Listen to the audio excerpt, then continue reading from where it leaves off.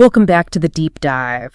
So today we are staring into the abyss. The abyss. And by the abyss, I mean that little submit application button on LinkedIn. You know the drill. Oh, I do. You spend your entire weekend agonizing over a Word document. You obsess over the font. You finally hit send, and then Nothing. just absolute deafening silence. It is the modern professional ghost story.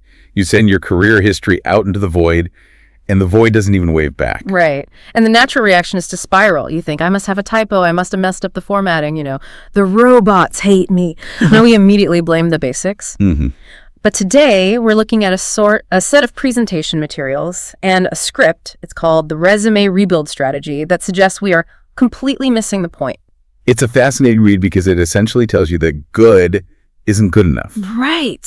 The source material is built around this whole premise that you can have a technically perfect resume, no typos, clean layout, correct dates, and still fail miserably. Which is honestly terrifying. I've always been told that if I just avoid the red squiggly lines in Microsoft Word, I'm safe. If only. But this source, it talks about 10 killers versus the finer details. So before we get to the rebuild, we have to talk about these killers.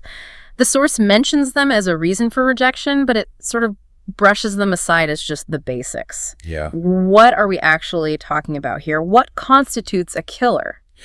Based on the source's context, the 10 killers are... they're the hygiene factors. Hygiene factors. Okay. I'm talking about things like spelling errors, poor grammar, unexplained gaps in employment, lying about skills, or just having a file that isn't compatible with the system. Okay, so the obvious stuff, the incompetence marker. Exactly. And here is the crucial distinction the source makes. Eliminating the 10 killers doesn't get you the job. It doesn't. No, it just stops you from being thrown in the trash in the first, 1 second. Gets you to neutral. So fixing the killers just makes you not bad. Right. It makes you a functional car. Doesn't mean you're a Ferrari. The source explicitly states, these 10 killers explain why most good resumes don't get interview calls. But they're not the whole story. Ah, okay. So the mission of this deep dive is to figure out how to move from not broken to what the text claims is 100 times stronger. 100 times stronger. I have to be honest, when I read that in the notes, my alarm bells went off. It sounds a little like marketing fluff. I get it. Sparkle like a diamond. It feels a bit like a late night infomercial. Is this actually grounded in anything real, or are we just sprinkling glitter on a PDF? I was skeptical too initially. But the source grounds this sparkle concept in a very, very harsh reality. The time constraint. We have to talk about the 10-second scan. Yeah, let's stop there. 10 seconds. The source claims a recruiter gives you 10 seconds. That feels insulting. I spent 10 years building my career and you're giving me 10 seconds. Is that actually accurate? It's brutal, but yes, it's accurate. I mean, think about the math. A recruiter for a popular tech role might get 500 applications. If they spent even 5 minutes on each one, that's over 40 hours just reading resumes. They physically can't do it. So they scan. So they aren't reading, they're skimming. They are pattern matching. Yeah. And this is where that diamond metaphor comes in. The source says you need to sparkle like a diamond in that scan. Okay. A diamond reflects light. You see it from across the room. You don't need to inspect it closely to know it's valuable. Okay, so if I accept that the system is just, that it's rigged against deep reading, then how do we actually hack this? The source lays out a trinity of factors to achieve this diamond status: wording, positioning, and story flow. Correct. These are the finer details. Let's break these down, because wording sounds like use of thesaurus, and I feel like that's generally bad advice. If I change helped to facilitated, am I really sparkling? That's the trap people fall into. They think fancy words equal better wording. Right. The source suggests wording is actually about impact and agency. It's the difference between describing a duty and describing a result. Give me a concrete example. Let's say I'm a project manager. Okay, a killer-free, but, boring resume says, responsible for managing software updates and coordinating with the engineering team. That sounds fine to me. It's accurate. It's accurate, but it's passive. It's a job description, not a career history. Basically says, I showed up and did what I was told. Right. Now, apply the wording principle from the source. It becomes accelerated software release cycle by 30% by streamlining engineering workflows.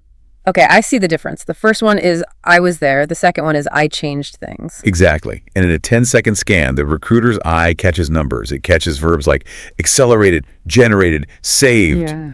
If your wording is passive, assisted with, tasked with, You are just gray noise. You aren't sparkling. So it's not about using big words. It's about using Active words. It's about evidence of value. The source groups this under wording, but really it's about value communication. All right, let's move to the second pillar, positioning. This one confuses me a bit. To me, positioning sounds like marketing jargon. In the context of a resume, are we just talking about page layout, margins? It's more than just layout. It's Sure. about visual hierarchy. The source connects positioning to this phrase, how clearly your level and strengths appear. Level and strengths. So like letting them know I'm a senior VP versus an intern. Precisely. Let's Yeah. go back to that 10-second stopwatch.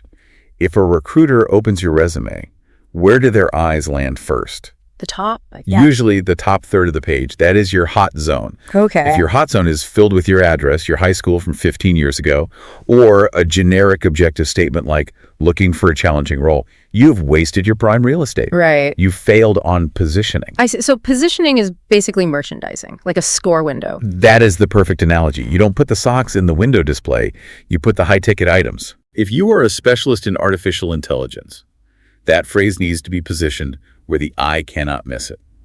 If you led a team of 50 people, that fact shouldn't be buried in bullet point number 7 of a job you had 4 years ago. That's a huge aha for me. I think most people write chronologically. We start with our name, then maybe an objective, then our most recent job. We don't think about where is the best stuff. And that's why good resumes get rejected. The recruiter scans, doesn't immediately see senior level or Python expert, and moves on. They assume if it's not at the top, it doesn't exist. So I'm making an assumption. A very fast one. The source argues that where you put the information is just as important as the information itself. So you have to curate. You have to be ruthless. You have to accept that they won't read to the bottom. If your biggest win is on page 2, move it. Create a highlight section. Reposition the diamond so it catches the light immediately. Okay, that makes sense. Merchandising your career. Now, the third one is story flow. This is where I struggle.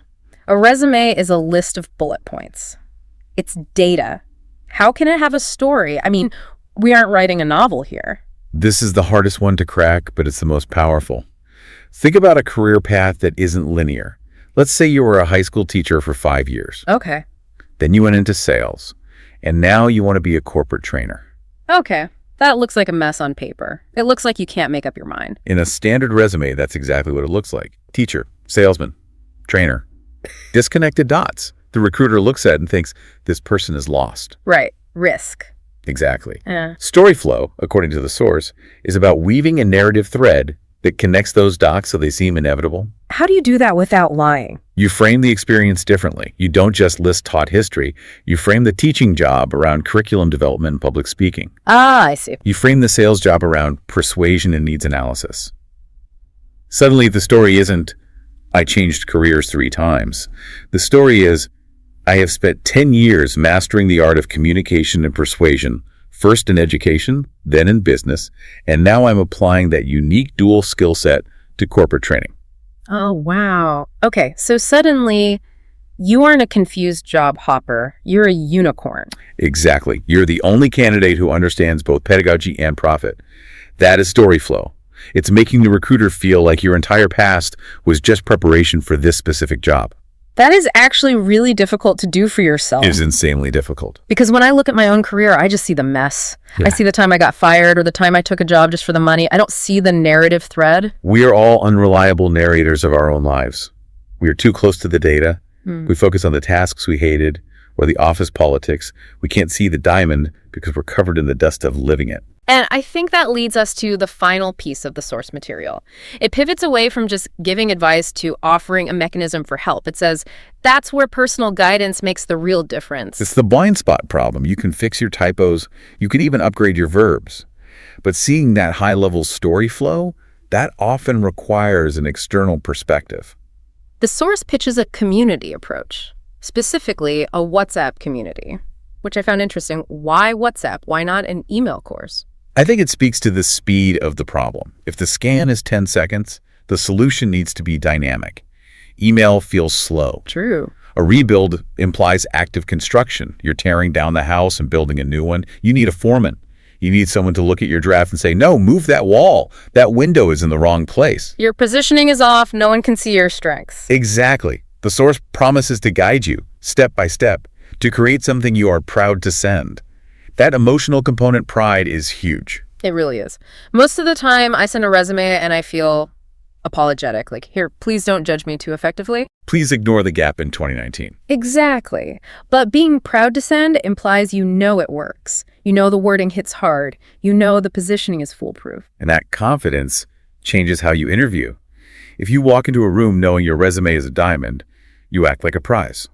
If you think your resume is a rough draft, you act like a beggar. So the call to action in the text is very specific.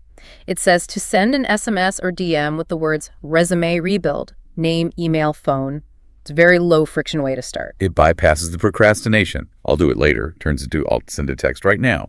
It acknowledges that rewriting a resume is overwhelming. So the first step, asking for help, is made incredibly simple. So let's bring this all back to the listener who is currently staring at a blinking cursor, wondering why their applications are just vanishing. First, acknowledge the 10 killers. Clean up the typos, fix the formatting. That is your entry ticket. But don't stop there. Do not stop there. If you stop there, you are just one of 500 not bad options. You need to focus on that 10-second scan. Ask yourself the hard questions. Wording. Are my verbs active? Do they show results? Or just attendance? Positioning. Is my value prop in the top third of the page? Can a stranger tell my level in 5 seconds? And story flow. Yeah. Does my career look like a random series of accidents or a logical progression toward this specific role? And if you can't answer those questions, and most of us can't, get a second pair of eyes. Whether it's a mentor, a sharp friend, or the resume rebuild community mentioned in the source, don't try to merchandise your own store from the inside. I love that. Don't merchandise your own store from the inside. It's impossible to see the window display when you're standing behind the counter. Precisely. This has been a really eye-opening look at what actually happens on the other side of that submit button. It's less about algorithms and more about human psychology and speed. It's about respect for the reader's time. A good resume respects the recruiter's limited attention by giving them the answer immediately. Here is the diamond. You don't have to dig for it. That's the goal. I want to leave you with one final thought to mull over today. We've talked a lot about that 10-second scan. It sounds unfair. It sounds cruel. But if you were the recruiter and you had a stack of 500 PDFs on your desk and you needed to find the best person today, which of those 3 factors, wording, positioning, or flow, would make you stop scrolling? Which one is currently missing from your document? Figure that out and you found your starting point for the rebuild. Thanks for listening to The Deep Dive. See you next time. If you feel your resume or interview skills are underselling you, check the description. You'll find links to join my Sacred Life WhatsApp community and to connect with me on LinkedIn for resume rebranding and interview preparation. And please don't forget to share this video with your circle. You never know. You might be gifting someone a life-changing career moment. Do like, share, and comment for more. Thank you for your time.